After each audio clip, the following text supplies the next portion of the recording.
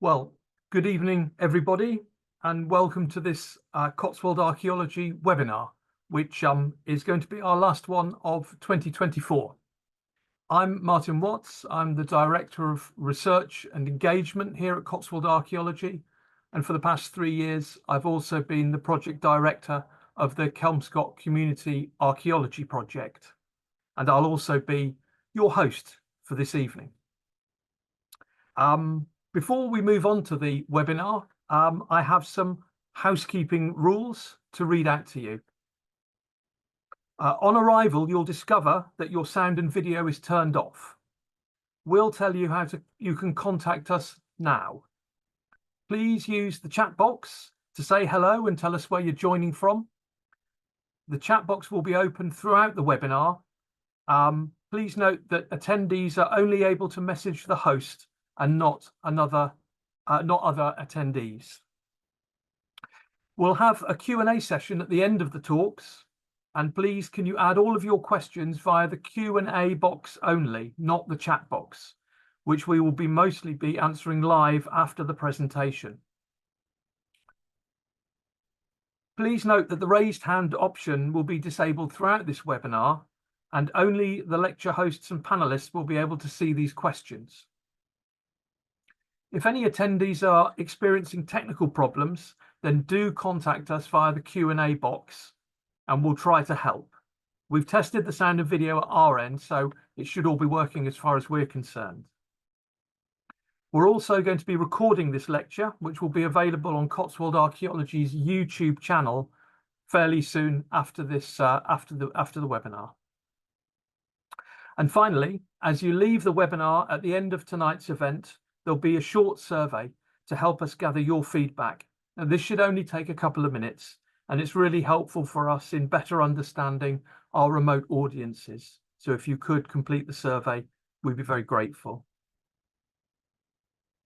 So tonight's webinar comes to you in 3 parts. As well as hosting this evening's webinar, I'll be presenting the first part, the first talk, which will be an introduction to the Community Archaeology Programme and an explanation of the first 2 years' work that we've been undertaking in 22 and 23. I'll then be handing over to my colleague Chris Leonard and Indie Jago as well, who will be describing the works that we've been undertaking in 2024. Chris Leonard is one of our senior project officers at Cotswold Archaeology, where he's been leading projects since 2012. Chris has overseen the fieldwork component of the Kelmscott Manor project over the last 3 years.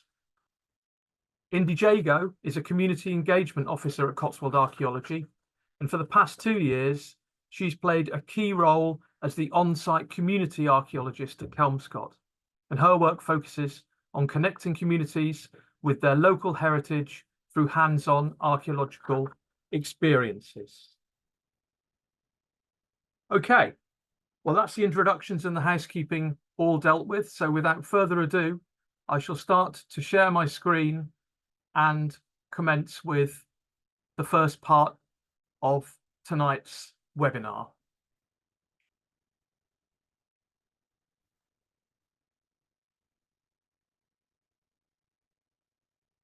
Well, here's a picture of Kelmscott Manor, and I'll start off by saying this evening really isn't about Kelmscott Manor. However, our story does begin there. As I'm sure most of you know, it was the home of the 19th century writer and designer William Morris, who first acquired the manor house in 1871 and set about converting it from a post-medieval farmhouse into the famous arts and crafts Kelmscott Manor that we know today. Ownership of the manor passed to Oxford University in the early 20th century, and in 1962 it passed into the ownership of the Society of Antiquaries of London, who remain its present owners. Well, historic buildings are expensive to run and maintain, and so by the 2010s, parts of the house were in need of repair. So in 2016, the Society of Antiquaries applied for national lottery funding to restore and refurbish part of the manor house and to improve its environs, a project called 𝗙𝗵𝗶𝘀 Past, Present and Future.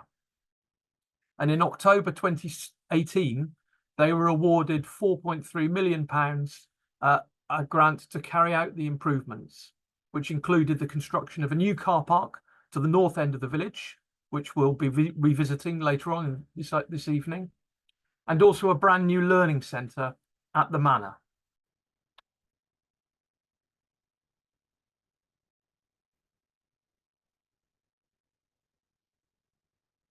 Cotswold Archaeology was commissioned to undertake the required historic building recording during the refurbishment works, which were carried out between 2019 and 2022.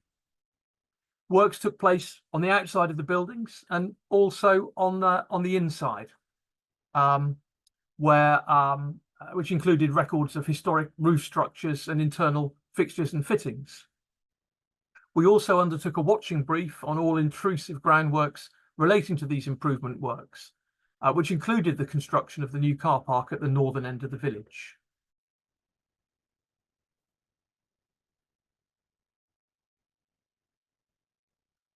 As well as restoring and improving Kelmscott Manor, the vision behind the Past, Present and Future project was to make Kelmscott Manor a place of history and inspiration. It's well known that Morris found inspiration in the natural environment and landscapes in and around Kelmscott. So the project was designed to move away from Kelmscott Manor being simply a museum to William Morris, and instead to ask the question, not what Morris did to Kelmscott, but what Kelmscott did to Morris.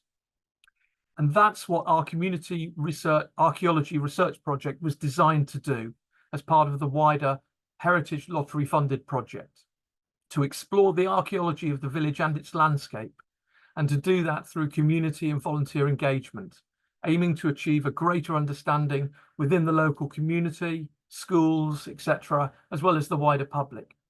And in 2019, Cotswold Archaeology was also commissioned by the Society of Antiquaries to undertake this part of their project. The Community Archaeology Project was supposed to run alongside the refurbishment works, but the pandemic dictated otherwise. So it was only in 2022, when the refurbishment was complete and on the eve of the reopening of Kelmscott Manor to the public, that we were able to finally progress with this community project.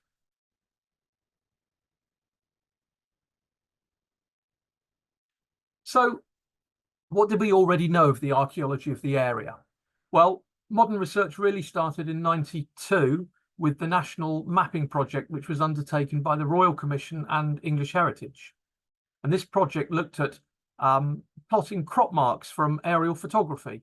And as you can see on the map, there are a lot of them in the Kelmscott area. This was followed in by the Kelmscott Landscape Project, which was initiated by the Society of Antiquaries in 1996 and ran for several years.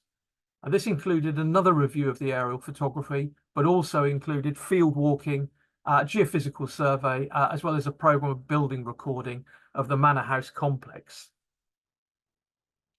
And these investigations resulted in the publication of this book, William Morris's Kelmscott Landscape and History, which was published in 2007.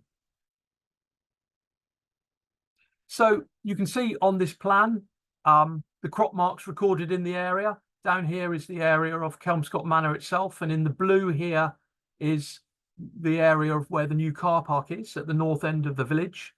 And the rest of it, everything in green, are the crop marks that have been plotted from aerial photography. Now, hard dating for features like this is hard to come by, and they're mostly dated by their morphology.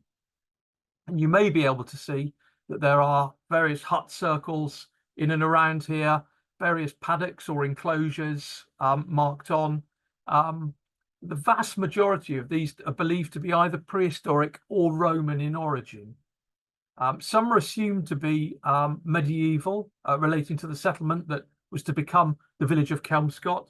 So these are the areas in and around the village, but the rest of it is believed to be prehistoric or more likely late prehistoric and Roman. And that's the evidence we have for Roman settlement in the area. There's no known evidence for any settlement here from the end of the Roman period through to the middle to late Saxon period. And even then, the only evidence really is the place name Kelmscott, which is demonstrably Saxon in origin, and is also recorded in the Domesday Book as being part of the manor of Broadwell.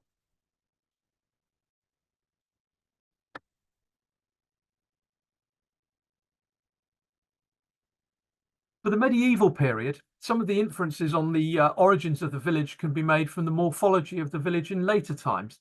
And this late 18th century enclosure map is really instructive. It shows the village in 1798, and it shows that it comprised 3 parts then as now. The village really hasn't changed that much since this plan was drawn up over 200 years ago. So the parts of the village comprise, at the bottom here, the area around Kelmscott Manor, which then was known as Lower Farm, which historical records tell us was built in around 1570, and no evidence of anything earlier in this part of the village. To the north of this, in the southern part of the village, there appears to be an area of piecemeal settlement in the vicinity of the Plough Inn and the surviving base of a late medieval cross. And then at the northern end of the village, we find the 12th century church of St. George, and that's where William Morris is buried. And extending away to both the east and west of this are paddocks, enclosures or building plots, predominantly to the west. And this is very reminiscent of a 12th century planted village, with tofts extending to the north and south of the road, heading westwards from the churchyard. So both parts of the village, north and south, hint at medieval settlement, and the northern part looks like a 12th century planted village. The origins of the southern part are somewhat harder to guess.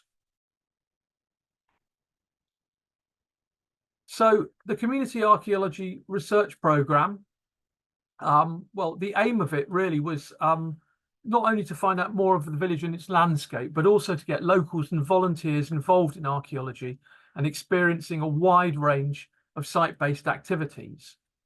And what was undertaken over the past 3 years has been geophysical survey in 22 and 24, a test pit campaign in 2022, GIS enhancement in 23, field evaluation in 23, and field excavations in 2024. And it's that latter part that is the main part of our webinar this evening. And in amongst all of that, a really quite a large amount of engagement with local schools as well, which has been run by my colleague, Caroline Adams.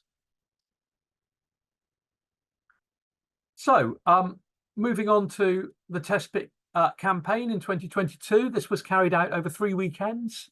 A total of 12 test pits were dug in people's gardens in and around the grounds of Kelmscott Manor. And as you can see, a great deal of fun was had by all.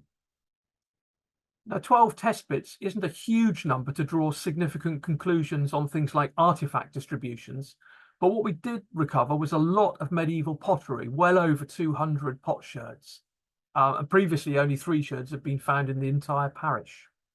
So we also saw a clear focus of medieval activity in the northern part of the village, although it must be said there weren't many test pits dug in the southern part of the village, so perhaps a distribution of test pits rather than medieval archaeology.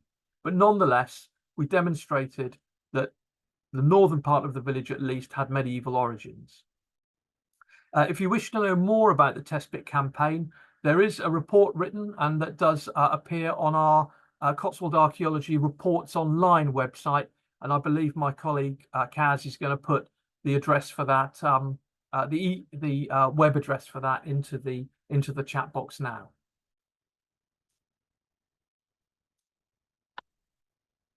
We followed this up in 23 with a GIS enhancement project, and you can see my colleague 𝗵𝗲𝗱 here working with some of the locals and volunteers. So GIS, Geographic Information Systems, is a way of bringing together all of the map-based evidence that we found for the archaeology of the area of the village. And they're all geo-referenced together. This includes things like aerial photographs, modern mapping, historic mapping, and you can see the volunteers here working on printouts. And the enhanced GIS is a key deliverable of the project, because it can be used as a management tool in future.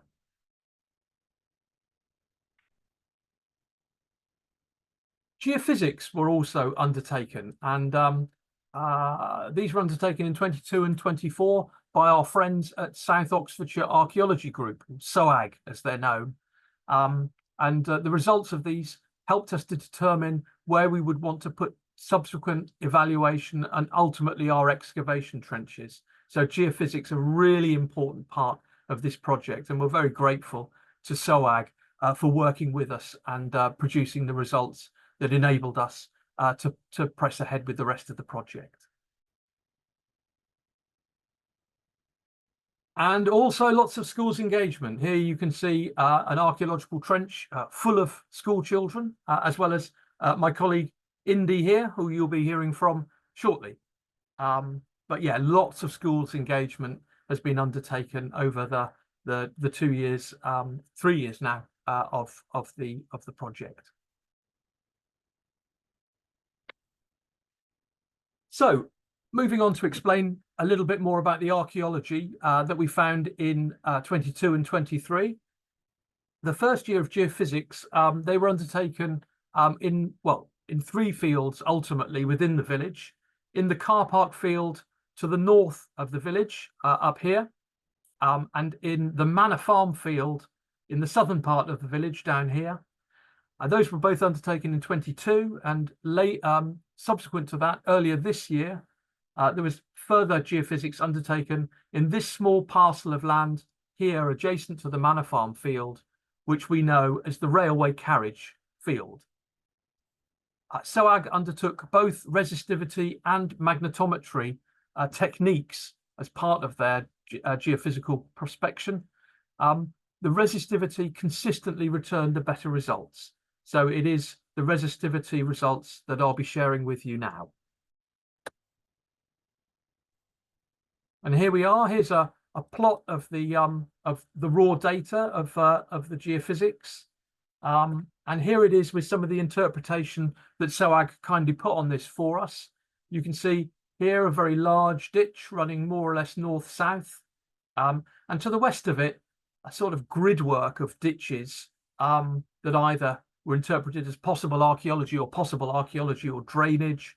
But this was key to enable us to then put a series of evaluation trenches into the car park field.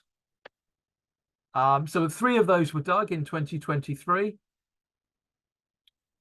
Trench 1 along the northern part of the car park field here was dug to coincide with this ditch, and we did discover it was indeed a very large, deep ditch, but undated. Trench 2 in the middle of the field picked up this grid of intercutting ditches. Some of these were remarkably shallow, given how clear the signals were on the geophysics. The surprise of these, we had assumed, as I said earlier, that most of these were going to be late prehistoric or Roman, but we were surprised to find that all of the dating evidence recovered was medieval, although some of the earlier ditches in the sequence remained undated. And then trench 3 at the bottom, well, you can see it's off the geophysics, so clearly it wasn't led by geophysics, its positioning there, but it was put here to pick up these enclosure features that appear on that 1798 plan. And so we were potentially looking at part of the 12th century planned village, but here to the east of the church. And we did indeed find enclosure ditches, and they generally lined up with the historic plan and contained medieval pottery. But there was no conclusive evidence discovered here whether these were paddocks for livestock, simply just paddocks, or whether these were tofts with associated settlement, whether these were in fact once homesteads. There was no evidence for a house or no evidence of rubbish pits or anything like that. So definitely found the enclosures were there, but rather inconclusive otherwise. Our work in this area was pretty restricted by overhead power cables.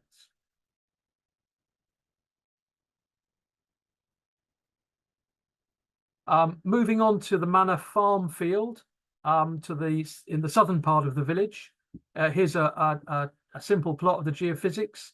You can see some quite strong results coming through in this geophysical plot. A lot of these were caused by modern disturbance and modern services, but we did find enough archaeological remains. And you can see here the interpretation again given to us by 𝗁𝗂𝗃. But we did find enough what appeared to be archaeology to allow us to put a couple of evaluation trenches in this field too. And here you can see this trench to the west, where we picked up this north-south aligned ditch here, and that too was associated with medieval pottery. And over to the east, another trench here, and again more medieval dated ditches at the southeast end of the trench. So clearly medieval activity going on here, just to the south of the southern part of the village. And to the north, evidence for a pond. Now we know about that there was a pond here in historic times. It again is on that 1798 map. But what we found was by digging down into the pond that the lower layers contained exclusively medieval potsherds. So we demonstrated that the origins of the pond went back into the medieval period. So that's what we found in the Manor farm field. We didn't come back here in later years because we'd done pretty much as we could in and amongst the various services within that area. And again, for those of you wanting to read a little bit more about the results of the evaluation trench excavations undertaken in 23, again, that is available on the Cotswold Archaeology Reports Online website, and I think you already have the link to that website.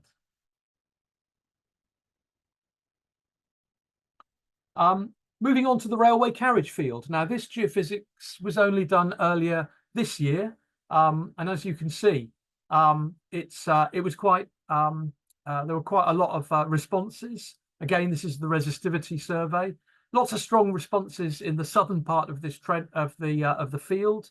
These relate again to modern services, but I think you can see in the northern part of the field this sort of rectangular shape here, which had got could have been various ditches, again,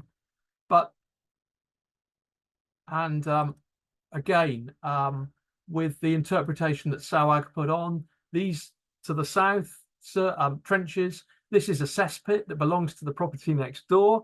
But to the north, again, a couple of possible archaeological trenches, possible archaeological features in this area that we were very interested in, particularly as when we look in detail at the 1798 plan, this parcel of land here relates to this parcel of land on the 1798 plan,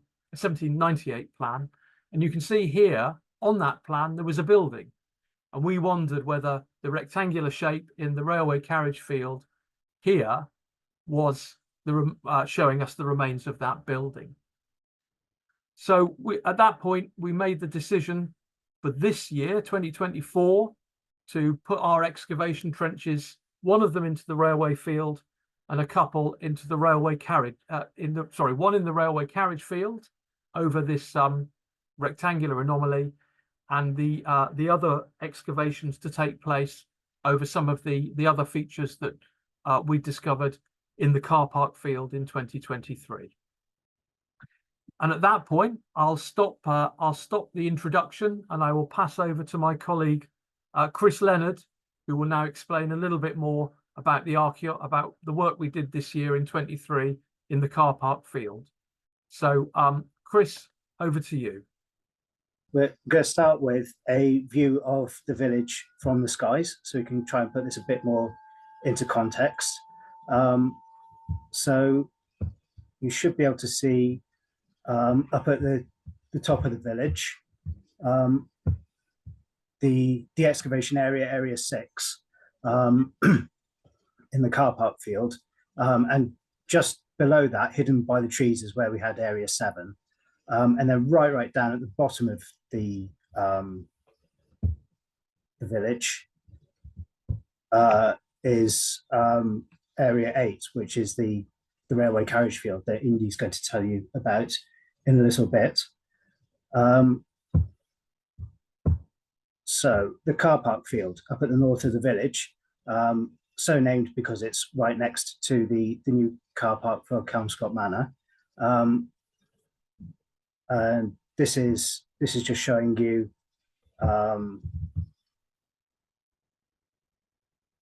it is Area 6, which was open, which is an area of 35 meters by 25 meters, targeted on Trench 2 from the 2023 evaluations. If I just show you that there, so there's Trench 2 with the geophysics that Martin showed you before. We picked up this big ditch running through the middle, which aligns with this red geophysical anomaly here. And that had medieval pottery out of it. And then also we've got this little pair of ditches up at the top as well. One of those had medieval pottery out of it. So we thought we'd begin to get a handle on this kind of array of ditches that geophysics had picked up. But we still had a couple of questions left over from the evaluation. We still hadn't necessarily got any answers to whether we had any activity here that was related to the crop marks around about this end of the village that had clear prehistoric and Roman forms to them. But tantalizingly, some of the earlier ditches in the evaluation trench were undated. So there's a little question in our mind of, did we actually have some prehistoric and Roman evidence here after all? And also we wondered, if we opened up a bigger area around this trench, would we be able to get more of a resolution on this system of ditches that we're seeing? Is it all part of one medieval field system, or are there multiple different things going on here? We did manage to pick up some finds to help us, thankfully, while we're digging. But as you can see from these examples, we're looking at rather small, heavily abraded sherds of pottery. This was fairly typical for what we found during the course of the excavation. We were getting small amounts of pottery, quite a bit of animal bone, but it looked like something not immediately adjacent to settlement, something that's kind of more agricultural in nature. And this is what we eventually got when we stripped the area. All of these grey lines here are various ditches that we picked up in plan. As you can see from the aerial photo, they're quite hard to see, especially at ground level, but we did manage to pick them up and started investigating them to see what we could come up with. So if I just highlight the Iron Age features for you, we're calling them Iron Age. We've got a ring ditch there with an entrance to the southeast. It's a good form for a prehistoric building structure. We didn't find any post holes associated with it, but the feature itself had a fairly flat base, and it could be that what we're looking for is a construction trench for posts to sit in, rather than an eaves gully or drip gully going around a post-built structure. And then we also had the northwest southeast aligned ditch coming off it there. We didn't get any dating evidence out of either of these, and it could be that they're not prehistoric at all. But stratigraphically, they sit below the medieval features, so it is reasonable for us to infer that, and they're kind of, the form of them suggests prehistoric dating. Over the top of those, we start getting our medieval features. We think we've picked up 3 phases of medieval field system, which I'll talk you through now. Unfortunately, all of the pottery that we got out of them was fairly long-lived local types. And as I was saying earlier, we didn't get very many big pieces or rim pieces to refine our dating. So unfortunately, all of the data we've got is broadly in the 11th to 15th century range, which is medieval. So it doesn't really help us much to distinguish when each phase belongs to. in terms of chronology, but using stratigraphy, seeing which features are later than others, we can kind of pick apart a little bit of a sequence. So we start off with this kind of T-shape array of ditches,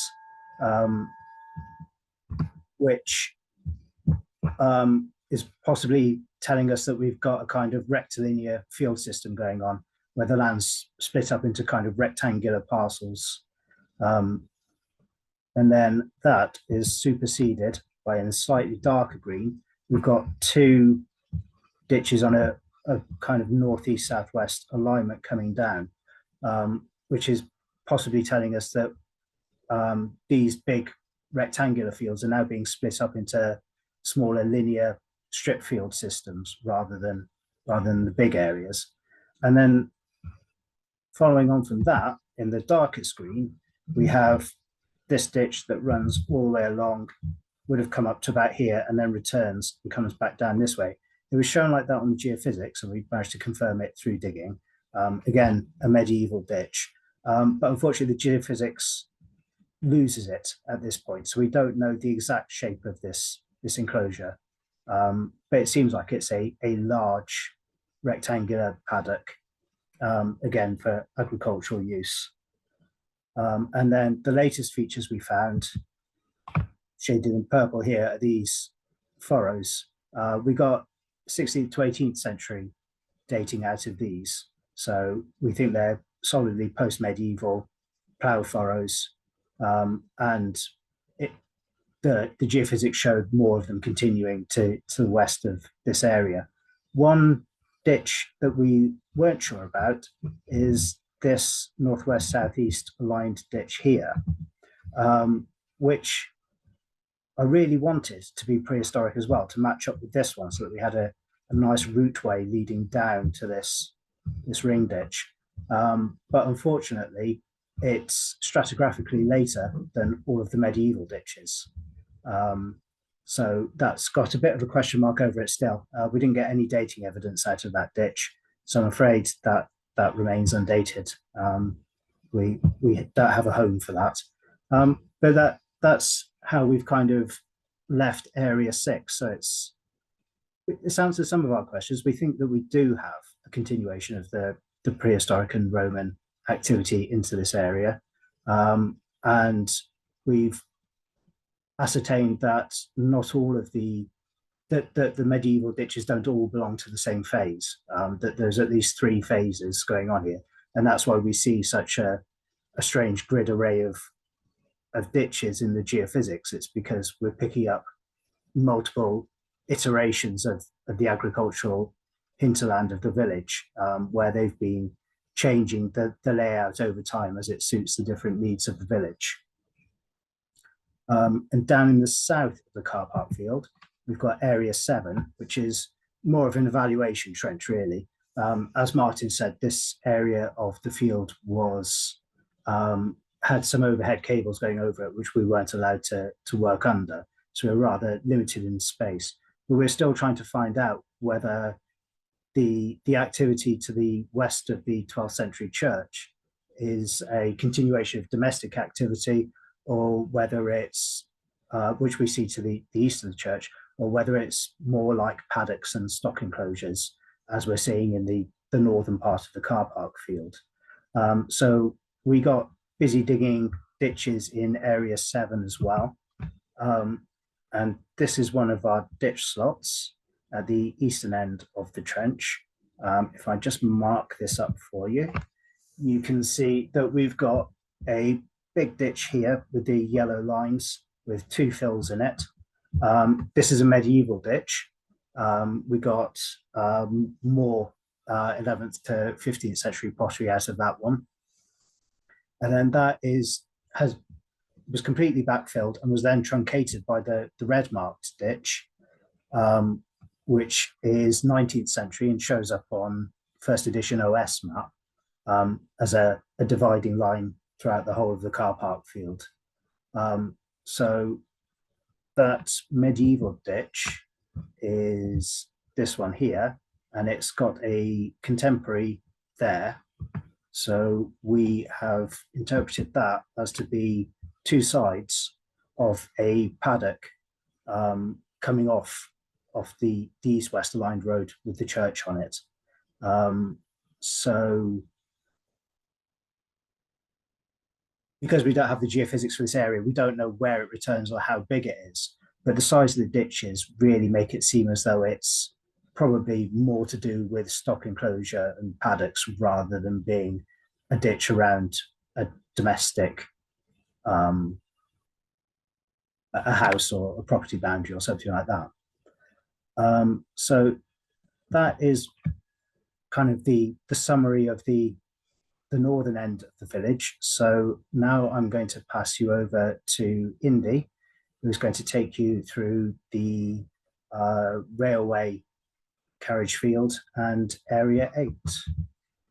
So I'm going to talk about everything that we found in the railway carriage field. So I'll keep referencing what Martin was talking about in his introduction as to why we're there throughout, because we did actually find some of the things that we were going there to look for, which is always exciting. It was one of those things where we were either going to find everything or nothing. Can I click on? There we go, and I'll set that up. So I'll run through what we found as much as I can in chronological order, starting with the earliest feature, which I've marked on the map here as being this possible well. So the reason that we're calling this a possible well is, as you can see, is because it was going fairly deep. Now we've only gone down about 1 metre. It's still going. If it is a well, then we would have been there throughout the whole duration of the project and probably still wouldn't have bottomed it, and it would have become quite unsafe. So that's why we've only dug down 1 metre. But you can see from its shape, you can see down on the base here, it's that circular shape there. This is a circular, very deep pit. And we know from the locals living opposite the field as well that there was once another well in this field that had to be backfilled. So it's possible that this field has had some sort of water source or well in it for a much longer period of time. And what we're looking at is a much earlier version. And then at some later point, an additional well has been put into the field as well. So here we all are when we're digging it. So we've got Chris and James from CA being told by our volunteer Alex what it is they're looking at. We're all looking very confused, but Alex knows exactly what's going on, so it's all okay. And then what I'll do is I've drawn on what she's pointing out to us there is you've got the actual fill of the well appearing here. Now it was all a bit weird and awkward because of where our section lined up. So even though this is still the well here, higher up it's bigger, and therefore we're capturing it in a section not quite where the base now is. So sometimes trying to imagine things in 3D, but we're looking at 2D sections and drawings can require a little bit of adjusting it in your brain. So this here is the fill of the well. It was quite a lot to get through, and it was quite confusing at times, but it was most certainly one of the most rewarding features that we dug during the project in terms of finds.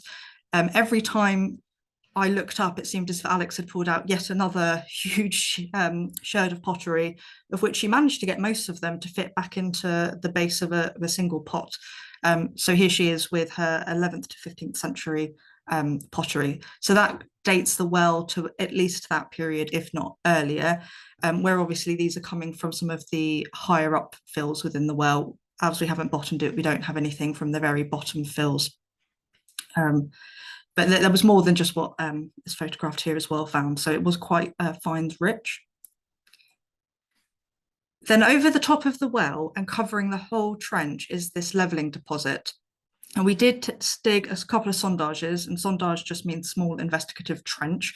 So you can see one of them here, and then there's an extension to this one here and to here showing those sondage. You can see those sondages there going through that levelling deposit. So because we dug those, we have got some pottery out of them, which has been kind of provisionally dated to the 12th to the 15th century. Again, they're not the most concise date ranges, but it does help us to understand that this is medieval. What the levelling deposit is at some point when they've been re-landscaping or redesigning the use of this particular field, they've needed to change the height and level off the field. The material that's making up the levelling deposit is the same material that appears naturally. So the quarrying to get the gravel for the levelling deposit has happened very locally. I mean, it could almost be the same field. We don't know exactly where it's come from, but that's then covering the whole trench. It's one of those things that can make it a bit more difficult to dig because the natural geology and the levelling deposit material are obviously very similar. There's just some slight differences between them, and I think we'd all got our eye into it by the end of the dig. So I'll move on. The features then that had sparked our interest in the geophysics that we wanted to look at when we came to open the trench, we did find them all, and they're all cutting through that levelling deposit. None of them have a relationship with each other, but we do know that they're all at least later than the levelling deposit. So what we've got is a trackway, which was shown on an earlier map as the track so the road that's currently there now leads up into the front of the plough-in, but it looked as if there might have at one point been a trackway or a path that led in a straight line, because there is a bend just there, you can't quite see it, but it would carried on straight, and then that then brings you out to the back of the plough-in. So it looks like at some point the main route has moved to the road that's still in the village today.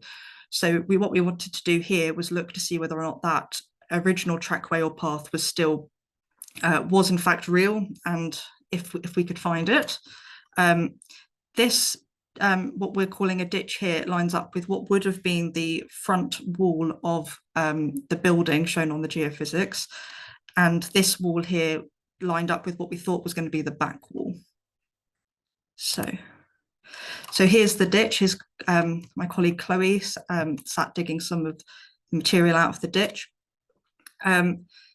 So one of the questions that when we first came to this was this in fact the wall? And just because there's no wall left in there doesn't mean that it wasn't once where the wall was. You get something called robber cuts a lot in archaeology, and that's because if your building is made out of stone, which is a valuable material, when a building goes out of use, you don't just leave the stone there, and you would take the stone in order to do newer building work. So you find the stone, then repurpose things like in dry stone walls, in new buildings or outhouses, or repairs to existing buildings within the village or extensions, purposes like that. They're going to take the stone from buildings that are no longer using that stone and repurpose it into the new. So because of this, we often find ditches which just show us the shadows of where buildings once were. But there's normally a couple of telltale signs that you're looking at a robber cut opposed to what was initially intended to be a ditch. The main one being is whenever you're removing stone from a wall, you will inevitably break bits of stone whilst taking them out, or some bits will just be so small or not suited to the project that you need them for that you won't take the effort to then carry them to where it is that you're taking them. So you then need to discard of that stone that you've just dug out of the wall, and the most convenient place to do it is obviously in the ditch you have just created, removing the wall. So you tend to find that robber cuts are full of just random bits of unwanted stone from the removal of a wall. This ditch, however, had absolutely no stone in it whatsoever, so it didn't really feel like a robber cut. But what you do see is what you might call what we call boundary ditches. So a ditch that would go around the plot of a house to basically mark the edge of that property. So we see boundary ditches used a lot for marking house plots. Not only do they work as a physical barrier, much in the same way as a fence, but I mean, everything in British archaeology is all about water management. They double up as drainage, which is why you see boundary ditches associated with houses. So what we're now thinking is, instead of this being the front wall of the building, it is actually it lines up with the wall of the building, but because it is where that boundary ditch that leads onto the road would have been, and that would have been going around the building, and the building is actually set back inside it. We did find 2 pieces of Romano-British pottery within that ditch fill, which might not seem to make sense with the fact that I'm just now saying that it's all medieval. But what this, or at least that it's later than that medieval levelling deposit, but what that probably is showing is what's called residual finds, which means at some point, somewhere in the vicinity of the site, there was Romans, well, not some point, during the Roman period, somewhere in the vicinity of the site, that particular find was dropped, and then that has been around and on the surface and has only been incorporated whenever this ditch was filled. So if you're walking around today, you're not just seeing finds on the ground that are from 2024, you're going to see stuff that's much older that just hasn't been buried yet. So that's probably what that's showing, opposed to the ditch itself being of that date. Moving on to that trackway that we were looking for, we did find it, and it was a proper and real trackway. It was actually really exciting to dig at the end. It was quite a beautiful looking, beautiful feature. So it took three different phases of this particular track. So the first phase is the initial trackway itself, but quite unusual to me. It also had what appeared to, we're calling it a path, whether or not it's actually a path, we don't know, but there's stone cobbles off to the side of it here with essentially curbstones separating where the path is from where the trackway is. So they are contemporary, they've been built at the same time in order to be built like this. So for some reason, they've got a cobbled surface off to the side, which is running parallel to the trackway itself. And then what seems to have happened is, over time, potholes have formed within the track and repairs have been made to the road as it goes. So finds found within the repair fills date to the 16th to 18th century. So whilst we don't know exactly when the trackway itself was built, it was after that levelling deposit, and it's being repaired during the 16th and 18th century. The repair works are like a chalky type material that are being packed down into any hollows. And then by the 18th to 19th century, there's a second phase of works on this trackway, where what they seem to do is they've just laid down quite large bits of stone a bit more randomly. It's nowhere near as thought out as the earlier trackway underneath. And this is probably kind of in an effort to try and stop it being so wet and boggy, they've added this extra layer on top to just try and keep it a bit drier. So I'm going to show you what some of these stones look like a bit closer up. So you can see this is the pathway here. So we've got Mark measuring it up. I saw that he was on the call, so hi Mark. And then here we've got those curbstones that I was talking about as well. So this is a very different looking construction to the trackway itself over here. So this stone surface here is the trackway, and then you can see this much chalkier material here. That's those repairs that have gone into the road at that 16th to 18th century date. So that's the trackway. Then going on to the building. So we did find a building. It's just what we thought was going to be the back wall was actually the back, if you're assuming that the road is the front, actually turned out to be the front facing wall. This one's got quite an interesting story as to why you should always just dig that little bit more as an archaeologist. The trench was initially going to be 1 machine bucket wide, and I promise I'm not exaggerating, when Chris was machine watching this, the first bucket missed the wall by 2 millimeters, and I've got a feeling now that Chris must have some sort of sixth sense for archaeology, he thought, well, we've got time in a machine here, we might as well just see that little bit more and dig that extra machine bucket width, make the trench wider, and the entirety of the wall was from that second strip with the machine. So thankfully he did do that, because then we actually was able to see that there was a wall there, otherwise we would have thought that it wasn't there. Looking at it, one of the first things you can see is it doesn't look like there's very much of it, so it's only 1 course deep. So this isn't enough to be supporting a stone wall. So what it probably is stone foundations to support a timber structure that would have been on top. The reason that there's a gap here could be that this would have been an entranceway or a door or something, because all we've got are some stone foundations. You'll likely see gaps in any places like that. So that's our wall. I did also just want to touch on the schools. So we had Farmers School come and dig in the car park field this year. So they've taken part in the excavation phases of the project. So that was the test pitting and the evaluation phases, and then again this year. So they've been involved in the project for 3 years now. They came out to the site, and what we were really focusing on with the schools was building on their archaeological techniques. So they were working with features, or what we call cut archaeology, so it was cut into the natural, and they were using their ability to see the difference in context to only excavate the archaeological fills and to leave that geological soil in the ground. It was quite a big step up in terms of the skill level from what they'd done in previous years with us, but they all just took it in their stride. Most of them got on, managed to master it really, really quickly. And I think they all had a good time doing something that was a little bit different. You know, as Chris said, this wasn't the most finds rich area, but we did have a couple of finds and throughout the day as well. When they weren't in the trenches with us, they were in the learning barn with Hannah, who is the learning officer at Kelmscott Manor, and my colleague Kaz. They were looking at historic maps, LiDAR imagery, aerial photography to help build up an understanding of the landscape. They then were tracing all of these different layers onto translucent, I can never remember that word for some reason, translucent paper in order to build a layered map of the village. We also had this year St. Lawrence C.A.V. Primary School, and they were working in the railway carriage field with us. They were particularly good at finds identifying. I think they must have pulled just about everything out of the spoil heap that was possibly a find, which was brilliant because they found a real good variety of stuff.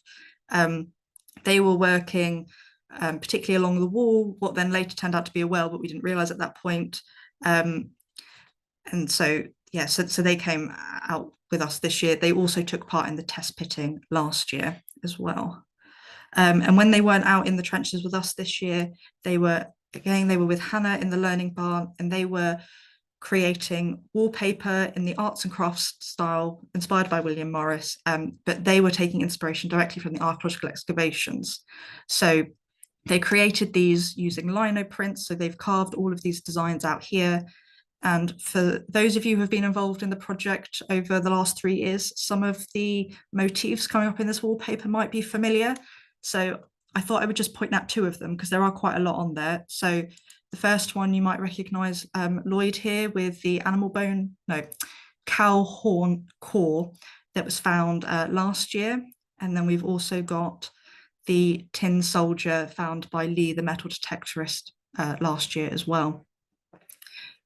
So with that, I wanted to end my bit on saying thank you to all the volunteers who came along and participated in the project.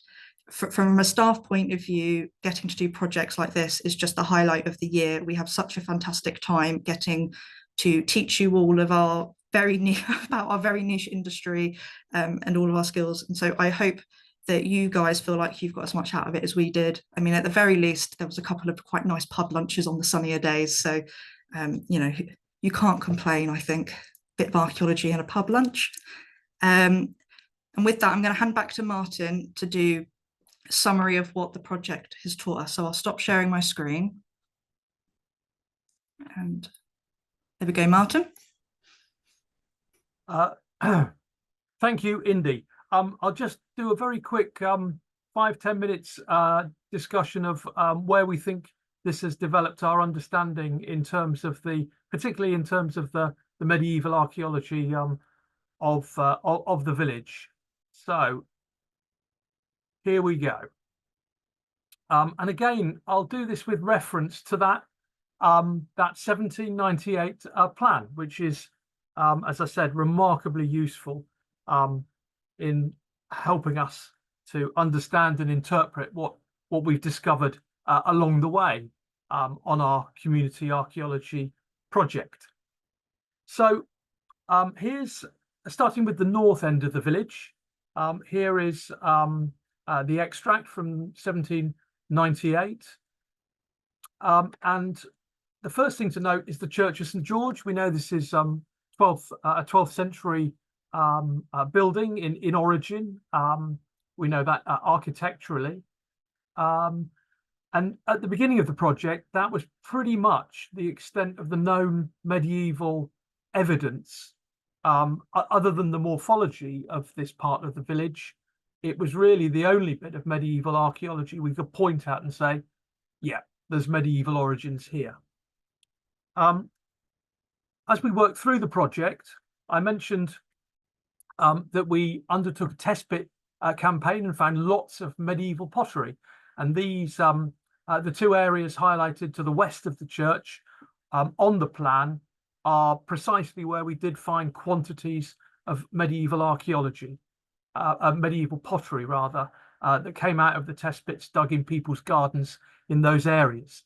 And that gives us really the evidence that we were, I guess, expecting to find to back up the interpretation of the enclosures stretching away to the west of the church as being medieval in origin. I think the recovery of quantities of medieval pottery from the gardens in those areas has pretty much demonstrated that for us.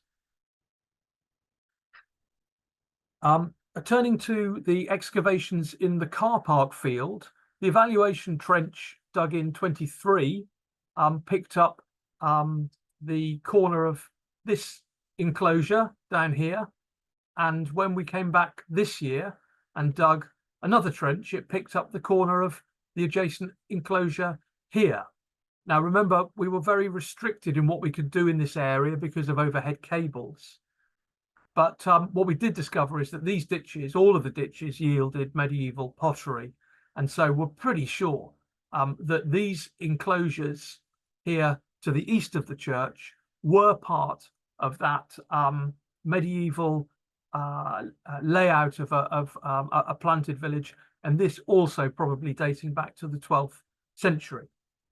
But what we didn't determine in this area was whether these enclosures had been simple paddocks as part of the agricultural regime of the village, or whether these had once been tofts with homesteads attached and enclosed within them. Part of the problem that we faced was that had there been buildings within these enclosures, they would most likely have been along the roadside along the southern side of these enclosures, but we couldn't really get near there because of the vegetation, and there's a little a wet ditch running alongside the road there as well. So as well as the overhead cables, we were limited by the sort of vegetation around the edge of the car park field. But nonetheless, we've demonstrated these enclosures were medieval in origin. We don't quite know whether they were homesteads or not, but certainly part of the medieval life of this part of Kelmscott village. And to the north of these, we also found a whole grid here of enclosures dating to the medieval period. So what appeared or may have appeared on the geophysics to look like features that may have been late prehistoric or Roman in origin, we've seen to be demonstrably part of the medieval agricultural regime attached to Kelmscott village. Turning to the southern part of the village, again, prior to this project, really it was only the presence of a base of a medieval cross right outside of the pub, the Plough, that was the known archaeology in this part of the village. Again, we assumed it was medieval in origin, but really, apart from the cross base, there wasn't much evidence for that at all. What we subsequently discovered, first of all, in the evaluation trenches dug in the Manor farm field, was the pond. Now that doesn't exist anymore. It's infilled and part of the Manor farm field. You could probably see it as a depression within that field, but there's certainly no. It's certainly not a pond with standing water in it these days.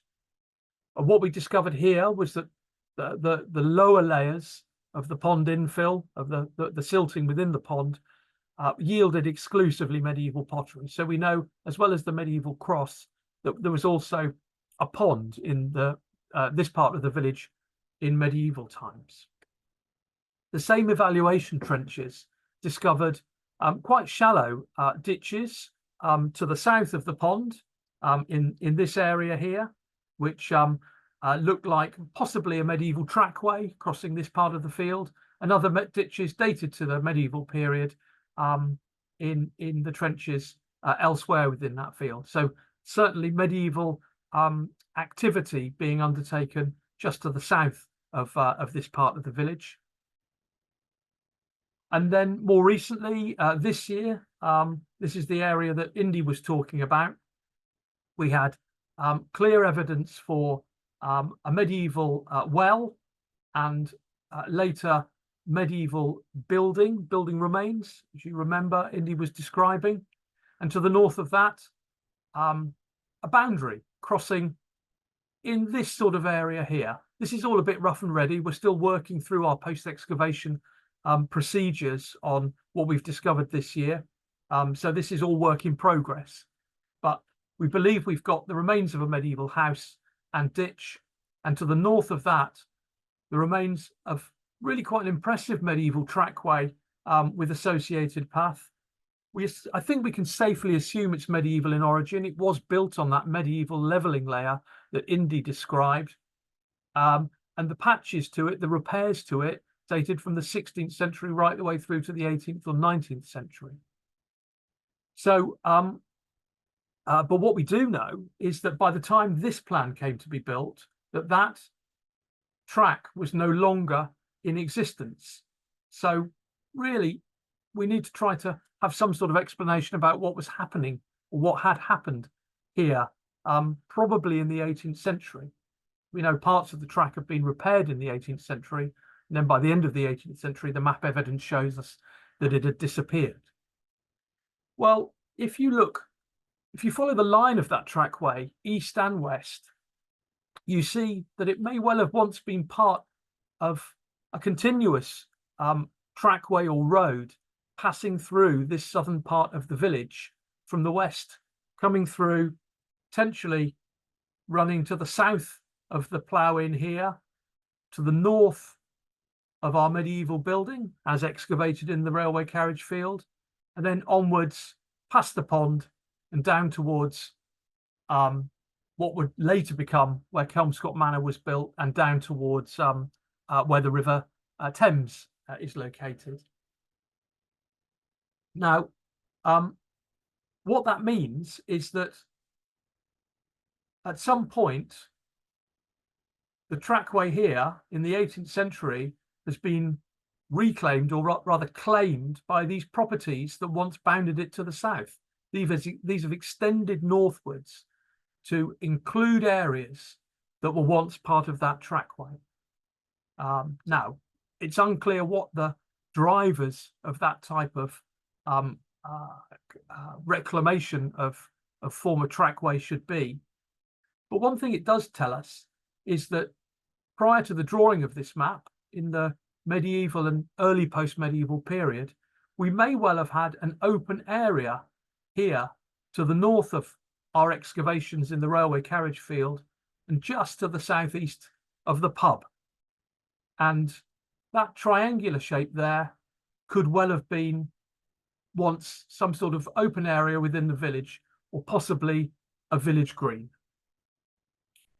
So I think we've come quite a long way, and particularly in the southern part of this village of Kelmscott village, in adding to the known medieval archaeology and understanding of the village, which before the project looked like fairly piecemeal development, but now is beginning to have a bit more of a coherent structure to it, with potentially a village green, a road passing through it, and medieval buildings, certainly on one side of it to the south. Okay, I think that's all I had to say. So I will stop sharing my screen now. And Kaz, I think it's time for us to move into our Q&A session. For this, I'm very pleased to introduce a couple of expert panelists who are joining us for this part of the webinar. Firstly, I'd like to introduce Gavin Williams, who's the property and estate manager at Kelmscott Manor, who's responsible for the operations there. He's also responsible for the development and outcomes of the past, present and future project on behalf of the Society of Antiquaries, and our Community Archaeology Research Project is part of that. So very good to see you here, Gavin. Welcome. I'd also like to introduce you to Paul Drury, who's joining us from the Society of Antiquaries. Welcome, Paul. Paul is a former president of the Society of Antiquaries. He was president between 2018 and 2021, and he remains a key member of the advisory committee for the Kelmscott Archaeology Project. His background is in archaeology, architectural history, and historic environment, conservation policy and practice. And he's also an expert on all things medieval as well. So welcome, Paul. Thank you. Okay, well, we don't have that many questions coming in from the audience as yet. So please don't be shy. If you have questions you'd like to put to the panelists, then please do type them into the Q&A box, and we'll pick them up.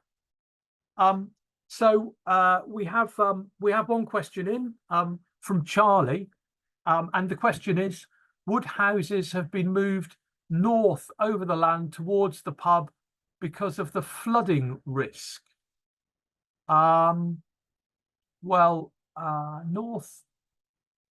Moved north over the land towards the pub because of the flooding risk. So I'm not entirely sure. I understand that question entirely, but presumably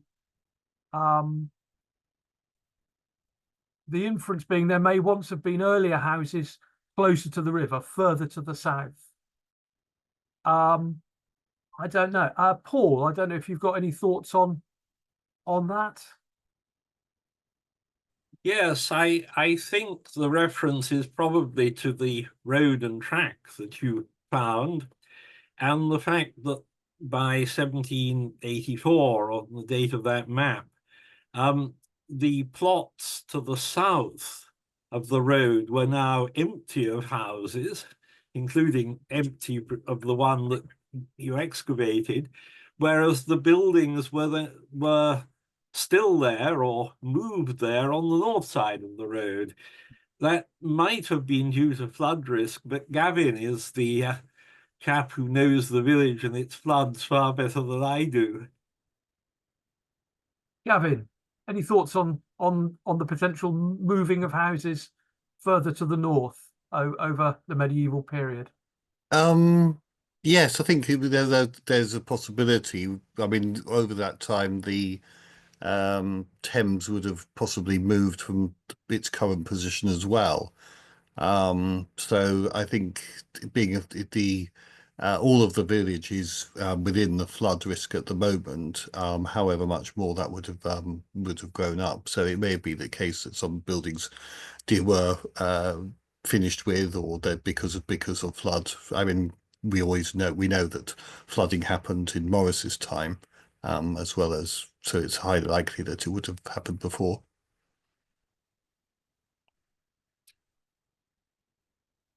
Okay, thank you, Gavin. Charlie, I hope that addresses the question there. Another question: are there any other areas of the village you'd like to explore? This is from Carrie. Chris, would you like to tackle this one? Yeah, well, certainly during the test pitting in people's back gardens in the north of the village, we got quite a lot of medieval stratigraphy that we then weren't able to go back and explore fully, because you can't put an evaluation trench in someone's garden. There's just not the space for it. But some of those test pits went 1.4 meters down, and we were still in medieval stratigraphy. So there's a lot of the medieval history of the north end of the village that we've still got to unpick in the domestic settings rather than the agricultural settings. And then the field to the west of the Memorial Hall is a scheduled ancient monument with more crop marks that look like prehistoric hut circles, and that kind of thing. It looks like there's a really nice late prehistoric, early Roman village going on there. It would be great to even get some geophysics on that and see how those crop marks relate to what's actually in the ground there. Yeah, I would agree with that, Chris. And I would add at the northern part of that scheduled monument, which stretches right the way up to the northern part of the village, there are some very interesting lumps and bumps that look like medieval house platforms to me. And I think that would be another excellent place for a trench. However, it's protected as a scheduled monument. So our line of inquiry stops there, I think. Okay, thanks, Chris. A question from Robert. Any thoughts on how or why the medieval village came into being? Paul, can I go back to you, please? Okay. Well, people lived within walking distance of the land they cultivated.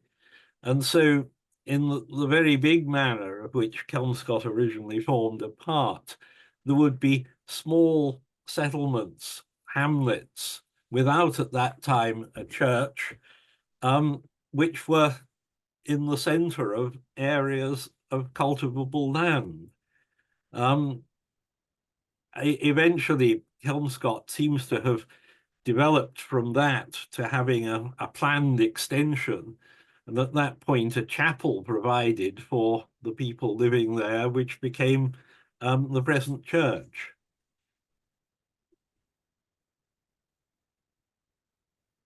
And I think the place name, the cot of the Kelmscott, that place name backs up that interpretation, doesn't it? In terms of workers' cottages on an estate, you know, as opposed to a formal a formal settlement as a ton or something like that.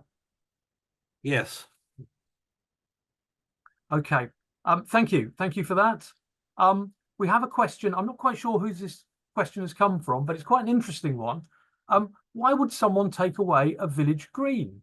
Does the village have a village green anywhere else?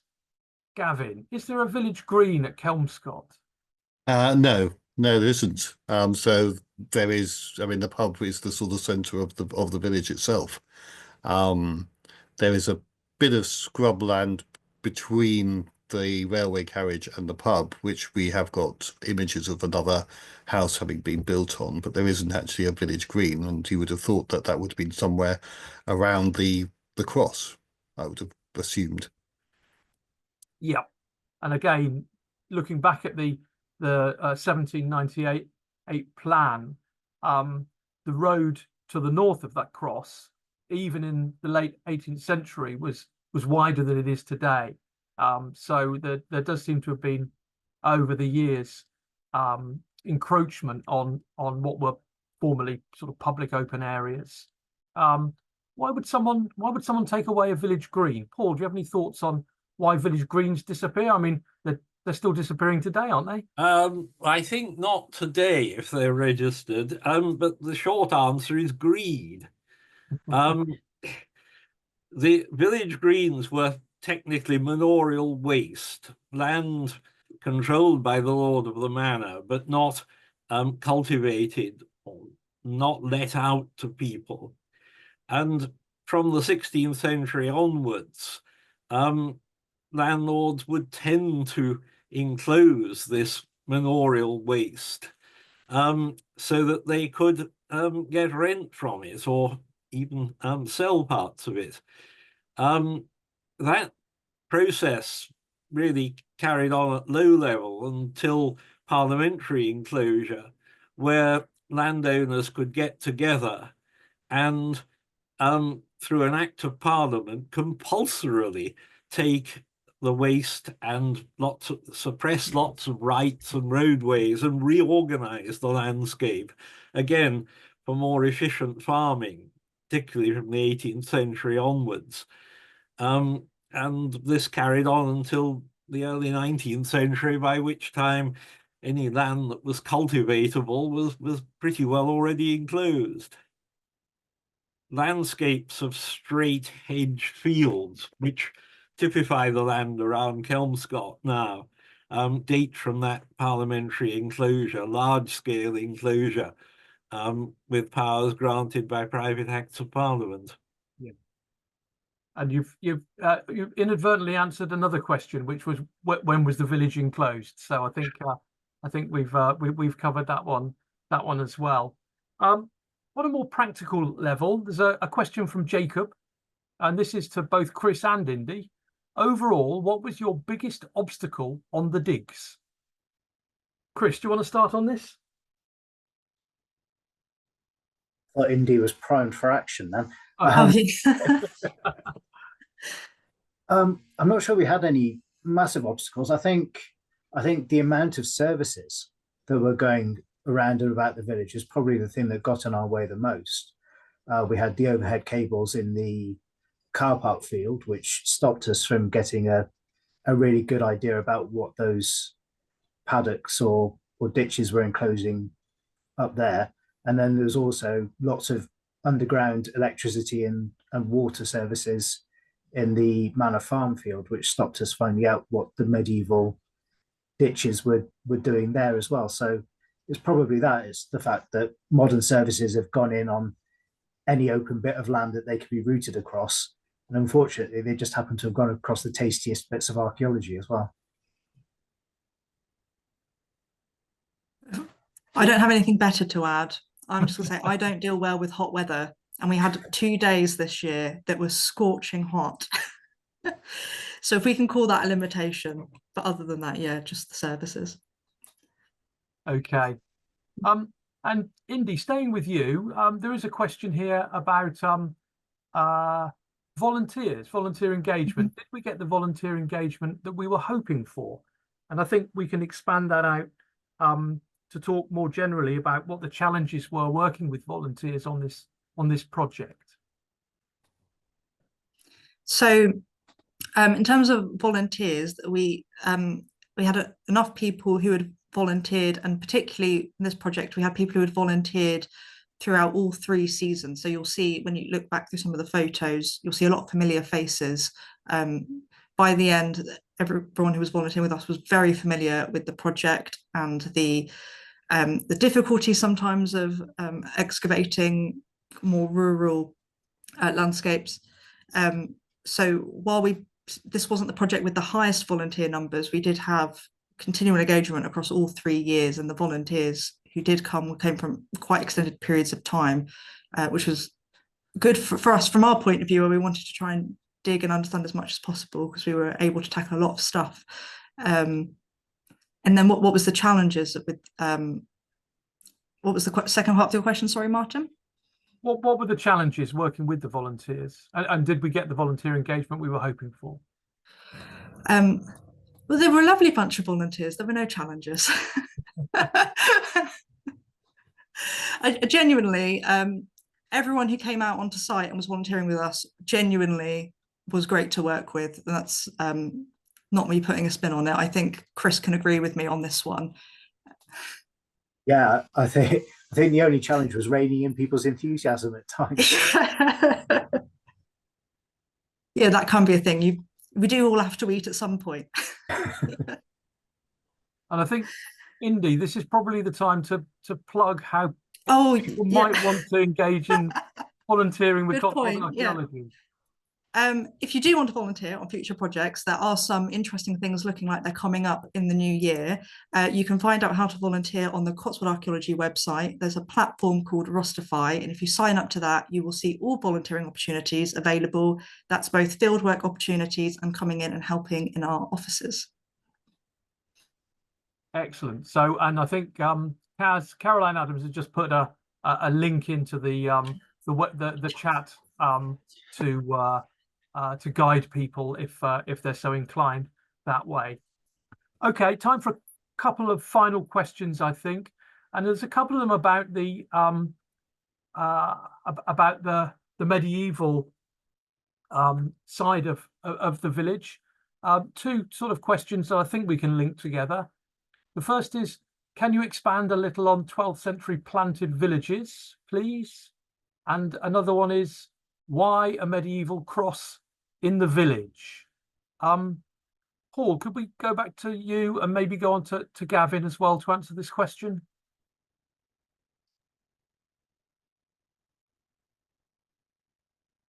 That's better. Yes, lords of the manor were investing in developing their estates, growing the income.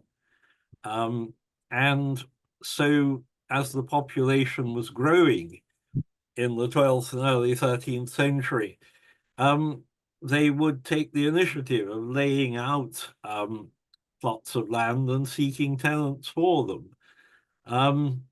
Or probably mostly from people who were, already, whose parents or whatever were already tenants on the manor.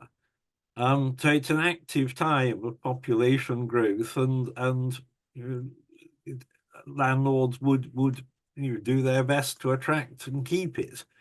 Sorry, what was the second part of the question? The presence of a medieval cross. Why a medieval cross in the village? Oh, a cross. Sorry, I understand. Because they were commonly erected at areas where people gathered on village greens, and this is a good example of, be it a small village green with the cross adjacent, a place where one could be encouraged to pray and think of the Lord, where it was usually some distance from the church. This one is perhaps closer to the church than many. Some, of course, are in churchyards, which is a different kind of location. But they're really just to encourage religion, Christianity, keep the Lord in mind. Excellent, thank you, Paul. Gavin, I'm not sure there's anything to add to Paul's answer to that question, but there is a question here asking about whether there are any plans to investigate the non-scheduled areas with supposed Iron Age or Roman period crop marks.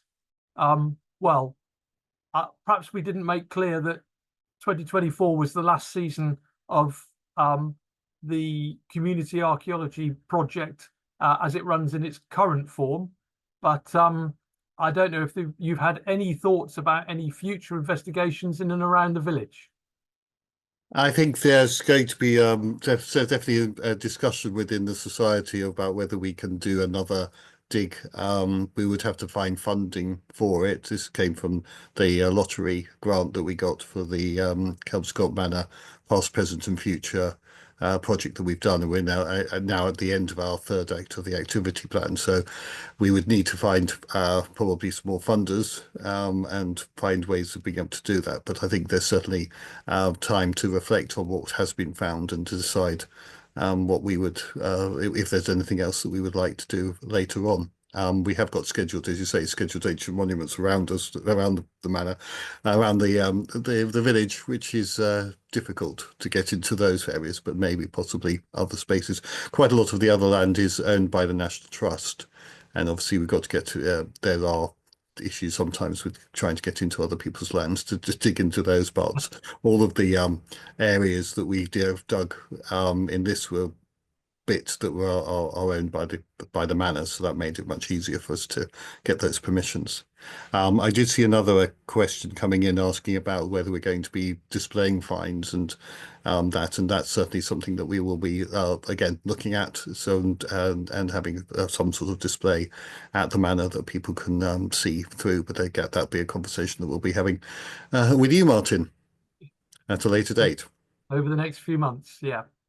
Thank you very much, Gavin. I think time just for one final question, and this is from Zoe, and this is for Chris and for Indy again. What was the most exciting find?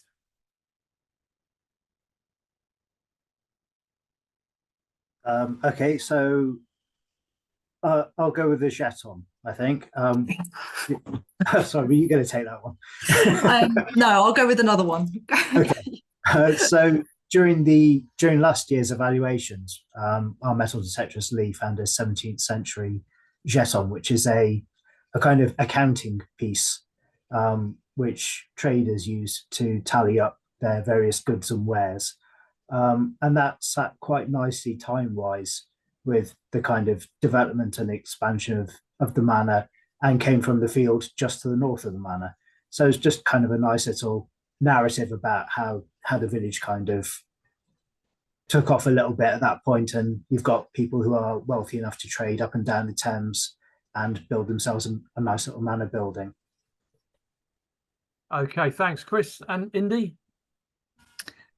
Oh, I think for me, it's either between the all the pottery sherds that Alex found this year in the well, because they really did fit together really nicely, or it would be the tin soldier that was found by 𝗵𝗲𝗱𝗀𝗀𝗃 last year. It's well, you do find evidence of children in the past, but it is far more sparse usually. So finding things like toys or just, you know, items of no practical purpose but just fun is always a nice one. Yep. And 19th century toy soldiers are still archaeology. So yeah, it was a very, I remember the excitement when it was found. Okay, thank you very much for that. I think that brings us to an end of the question and answers session, and therefore to the end of this webinar. I'd like to say thank you to my fellow speakers, Chris Leonard and Indie Jago from Cotswold Archaeology, and a big thank you to both Gavin Williams and Paul Drury of the Society of Antiquaries for joining us in as expert panelists for this question and answer session. Thank you both very much. I'd like to thank my colleague Caroline Adams, who's working away behind the scenes to make sure that the webinar runs smoothly. Thank you once again, Kaz, for all of your hard work this evening. And could I just remind participants, we'd be very grateful if you did fill in the survey, only a few minutes to fill that in, which will pop up as you leave the webinar.